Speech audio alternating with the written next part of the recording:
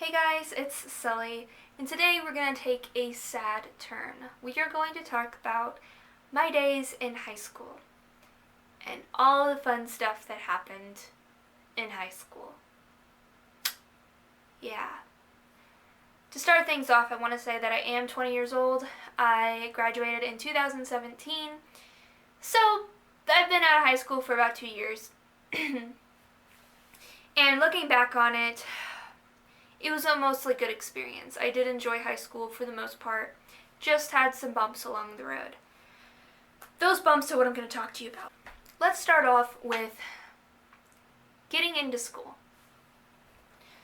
So, high school was not the easiest to get into. The reason for that is because I went to I don't want to say prestigious school. I just went to a higher standing high school, I guess. Very proud high school. And it was a Christian school. Pretty much one of the better known Christian schools in my city, where I had to actually do interviews just to get in. I had to do interviews and I had to do subject assessments, like tests. So the reason getting in was so hard was because of two reasons. One reason, the year in middle school where I went to a public school for the first time, my grades plummeted. That teacher that I had was also the guidance counselor to this school.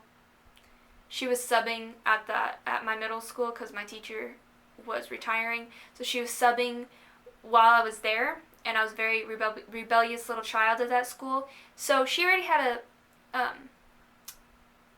preset judgment on me. So that was one reason that was really hard to get in, because they didn't think I'd be smart enough to get in. And the second reason was because of one question. Their question to me was, what would you do if you had a friend who started bullying other kids? Now, this was my response, and you can let me know in the comments if you want if this is a bad response, but this is my response. I'd give them 3 strikes. If I saw them bullying somebody, I would at first confront them and ask them to please stop and let them know that what they're doing is not cool and it's not nice. If they continue, I would move on to strike 2, which would be telling the teachers, letting my teachers know that I have seen my friend bullying other kids. If they still continued, I would go to strike 3. Strike 3 would be to disassociate myself with that friend and no longer be their friend, because I do not want to be seen as a bully by association. I didn't want to associate myself with people of that sort. And this is what I told the guidance counselor and the principal. They didn't like that answer. They told me, well, if you're not going to be their friend, you're a bully too. We can't have you in this school if you're going to be a bully.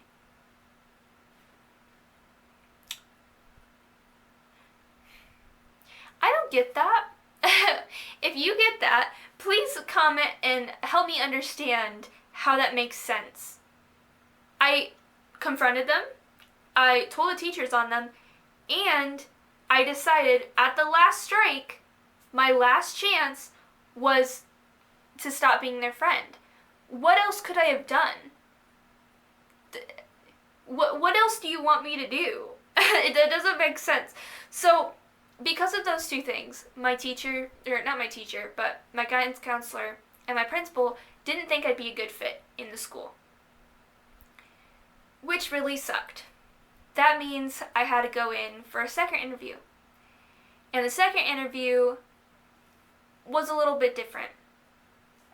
They had me do a test assessment because my mom pleaded with them, hey, she will do better in school. I promise you she won't slack off. She won't get the D's that she got in the other grade. And they had me do the test assessment. When I did the test assessment, I passed with flying colors and then some. So I passed plus all of the test assessments, meaning that I am fully capable of being at your school. I am fully smart enough to be at your school. They still didn't let me in. They still didn't want me in their school. I honestly think that this was prejudice. We did not look like we had enough money. I did have that teacher, the guidance counselor, as a substitute teacher when I was younger, when I was more rebellious. So they obviously already thought of us a certain way. And honestly, we did not have enough money to go to that school. We were using a state voucher, which I don't know if every state did it or just my state, but if we made under a certain amount of money, the voucher would pay for us to go to school, to a Christian school. So we were using that. That means they would get paid anyways, but they didn't like the fact of having riffraff, is what we looked like apparently, going into the school. Well, my mom went in and pretty much was like, listen here, you guys, you're going to let my daughter in this school and you're going to let her in now. She didn't actually say that, but she had a lot of good points, and eventually they were like, okay, we give in, we're going to let you in. And they did, and that's how I got into the school. Well, I am proud to say I showed them up. They didn't think I would do well, and they were constantly checking up on me. Constantly. And the guidance counselor was constantly on my case about every little thing. So there's a few girls that were always dress coded, and I was one of those few girls. Now, I am well endowed, but I tried my best to keep everything hidden. And there is a dress code about amount of cleavage shown and things of the sort. Well, I tried everything I could to follow those guidelines, but yet she'd always get me on very questionable things. Things that I did not agree with should have been dress coded, but they were apparently. And can we just mention, guidance counselors should not be disciplinaries? Just saying, they shouldn't be disciplinaries. We cool? Okay. Moving on, let's move to my freshman year. Now, just before my freshman year, I had a issue with a boy. I really liked this boy. This was in the summer between 8th grade and freshman year. I really liked this boy. He was everything I could ever have asked for, and I thought he really liked me. He said he really liked me, but anytime I tried to see him, I would actually go very long lengths to see him, and he lived in the state next over to me, but I was very close to the edge, so like going over the state lines wasn't very hard for me.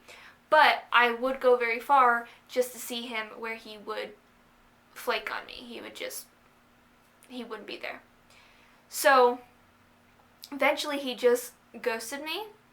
Before ghosting was a term, he ghosted me, and he broke my heart.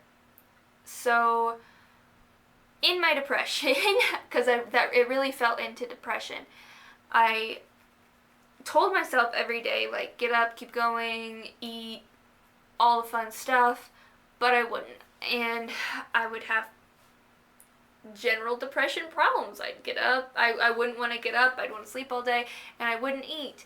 And I even remember telling myself in my head, do not let this guy get to you. Do not let him get to you. You need to eat. You need to get up. You need to go do things. You need to go outside. But obviously, that didn't work because I lost a lot of weight. And this was going into freshman year.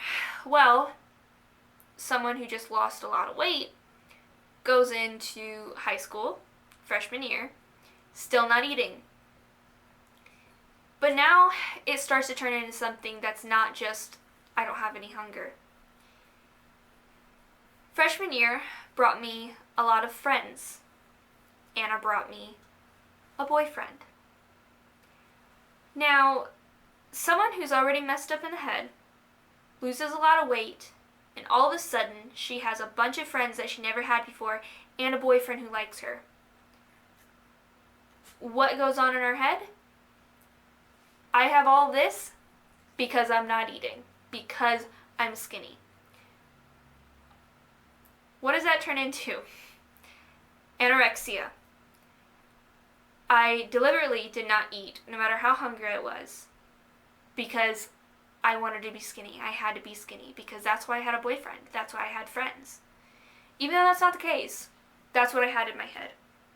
So that was the start of my anorexia. And it didn't really stop, I believe, until I want to say the beginning of junior year. Not really sure about that because I think that's when I was diagnosed with salt deficiency, but I'll get into that. So that's the starting of my struggles with anorexia. Another struggle was that boyfriend. That boyfriend was a junior, and I met him through the play. A lot of girls liked him, but a lot of girls also knew not to date him. I was a little freshman, I was new to the school, didn't know anybody. I really liked him, so when he asked me out, I said yes. Little did I know, he didn't really like me. He liked the shape of my body. Not the skinny thing, but the other things. Yeah, I find out later from his friends that the only thing he wanted in our relationship was to bang, pretty much. He just wanted to have sex with me. And I will say, in the times that we've hung out, in times where I was obviously not supposed to be there, and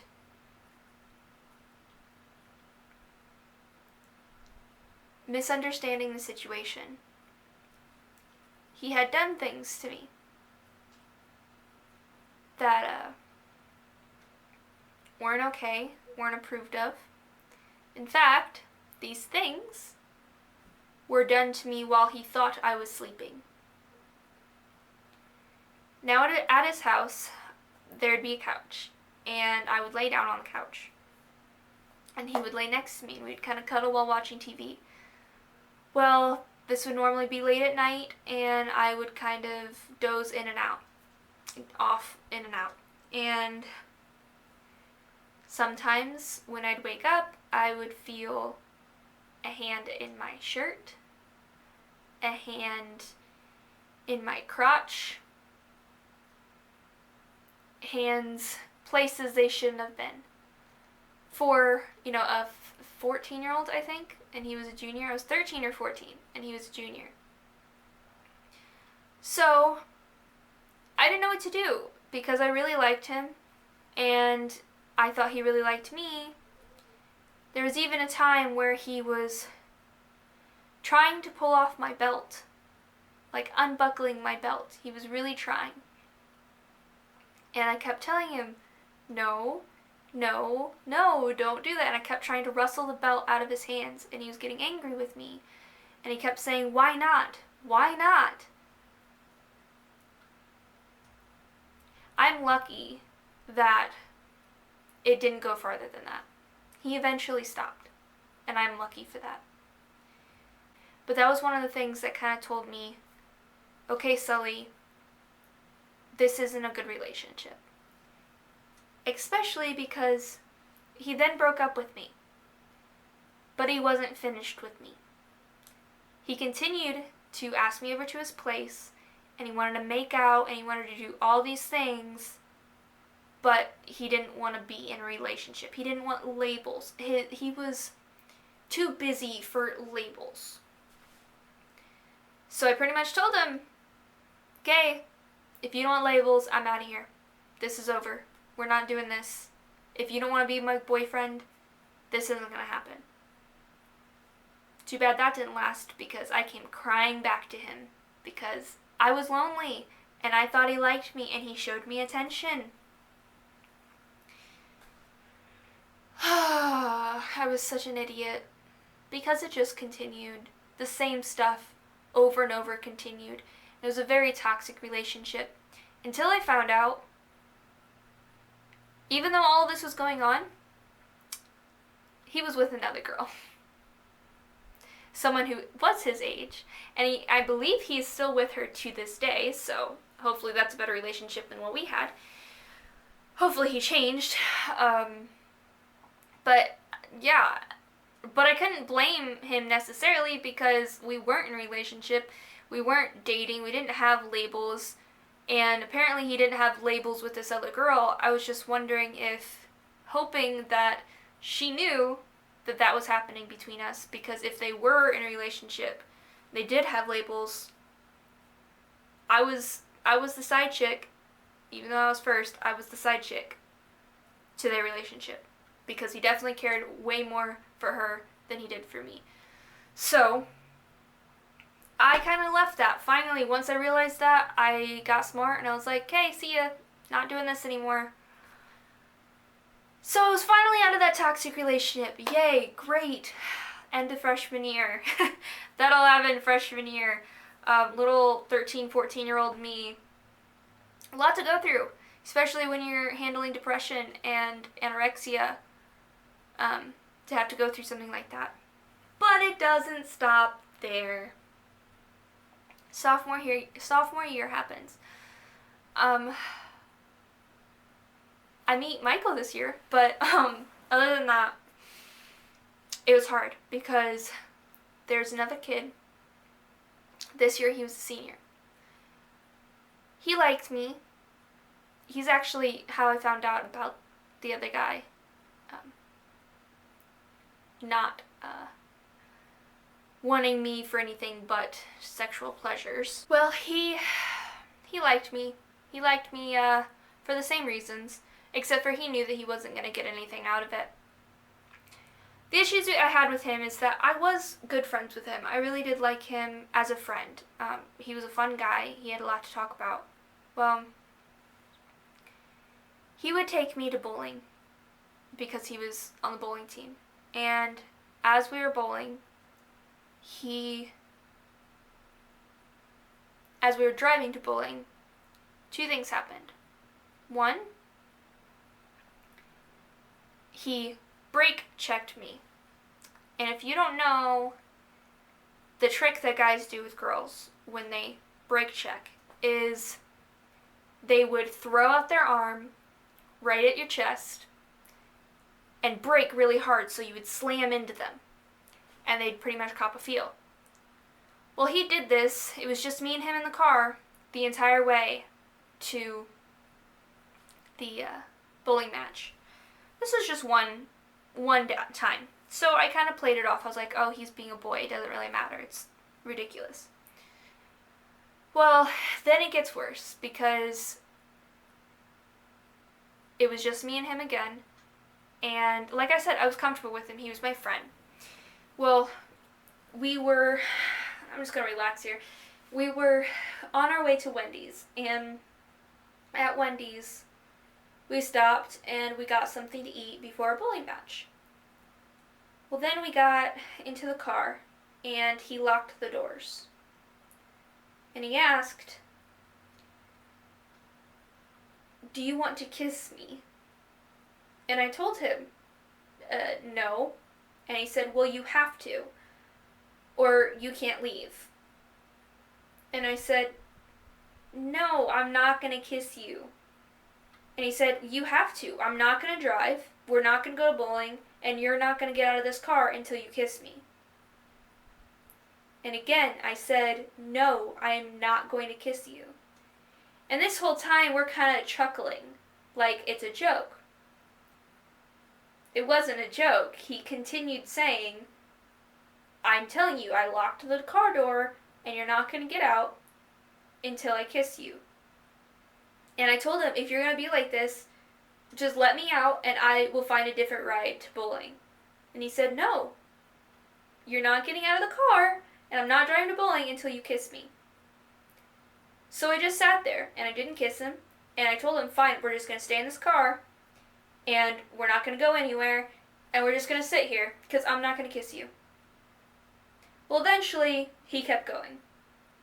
and we did eventually get into the bowling alley, but that really put a damper in our friendship because he really did not want to let me go. Like, he was trying to force me to kiss him. That sucked. Later turns out that there's a whole lot of things that guy was doing, and I'm really appreciative that it never happened to me. Some of the things of copping feels and forcing people to do things that they didn't want to do, and just being very uncomfortable with a lot of people. Things that I don't have any proof on, so I'm not going to kind of like touch in it, but there's a lot of accusations. Well, sophomore year, he was a senior, he didn't get in trouble. Pretty much, we got in trouble, all the girls who said anything about it. I didn't go to the office and talk about it because he was still my friend and I had no proof on the others, and the other girls were, common liars, so I was just kind of like, I don't really want to put my view on it. So, all the girls talked to the guidance counselor, the same as the disciplinary, and she pretty much told all the girls that it was their fault and they shouldn't have been putting themselves in the situation, and they pretty much got in trouble for it, for being impure, I guess. Well, the guy didn't really get anything. He pretty much was just told, don't give girls rides anymore and kind of stay away from them for the majority of the time. So there was no punishment there.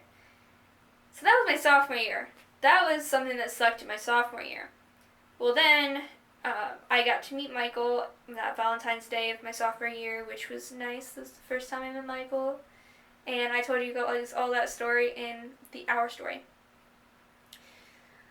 Then junior year comes, and this is kind of where I kind of stopped because senior year was just kind of a breeze. It was fine. But junior year, the only bad thing that happened was I got kicked out of AP Bio. Okay, so I really, really wanted to take AP Bio because I loved the teacher. He was my favorite teacher. Well, to my dismay, he didn't like me. I got into AP Bio, and I was doing well. I did everything. I got B's every single semester in AP Bio, which is pretty alright. My test, I think I got a 3 out of 5 on my test, which was pretty decent. My issue was I was very bad at the homework. I didn't do the homework very often, so I didn't do very well on the tests either, but I did well enough to get B's, and the tests were pretty much the majority of your grade. And my teacher, he kind of went crazy. Like, that year, he was just kind of crazy. He was yelling all the time. He was forgetting what he was saying, and he was getting up there in years, so when I first started the class, I was like, this is going to be great, this is going to be fun with my favorite teacher. And then he hated me. Now this year, junior year, I was actually starting to eat lunch. However, a lot of the time, I never got lunch at school. I would always order lunch and get it dropped off. Sometimes my mom would bring me lunch. Well, this time, my mom brought me lunch, but she got there too late. So I took food in the classroom, which I did occasionally. But I took food in the classroom. And he normally is completely okay with that. He's not upset at all. Well, we were on our laptops, and I didn't want to get any food on my laptop. So I didn't break out my laptop. Instead, I was looking at my friend's laptop, and we were looking at what he was talking about together as I ate. He didn't like that. Instead, he looked at me, and he asked me, Selena, what are you doing in this class? And I said, I don't know. And he was like, yeah, I'm sure that's true because you don't care. You don't care about anything. You just bring your food in here and you just eat. You don't care about your work. You don't study. You don't do anything. Get out of my classroom right now. And I was like, okay. And he said, why did you even take this class? And I told him, because you told me to take this class. Because he did tell me. He said he wanted to see me in AP Bio. So I said, you told me to take this class. And he was like, well, you obviously don't want to take this class, so just grab all your stuff and go to study hall right now. And he kicked me out of AP Bio in front of everybody. And it was crazy. The only good thing is everybody in that class, like, they were on my side. They were just kind of really in shock. Like, why did he just kick her out? Whoa, hold up. So I went to study hall and I finished my food and I was just kind of in shock. So I wrote him a letter and I told him that I'm sorry for eating in his class, and I asked him to take me back into the class because I really do enjoy AP Biology and I don't want to be, out of the class. Like, I want to finish it and I'm going to finish it strong. So he took me back and I continued to take AP Bio. It was very weird and it was very sad, and I lost a lot of respect for him that day because of how crazy he went off. And it wasn't only me that year. It was other kids that he would just randomly go off on.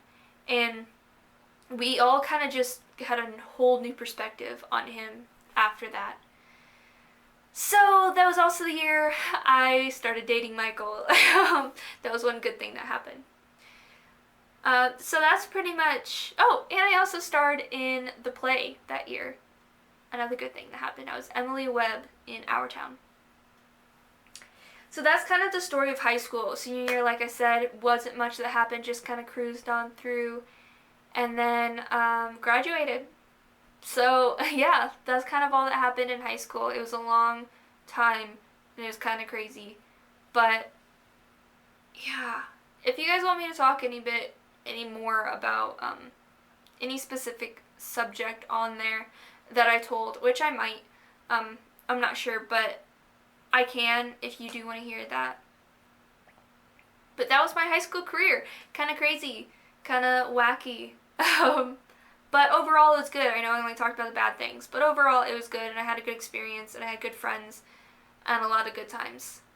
Just the most memorable were definitely the bad times. Okay, so that was my story. If you want to hear anything else, let me know. But otherwise, sweet dreams.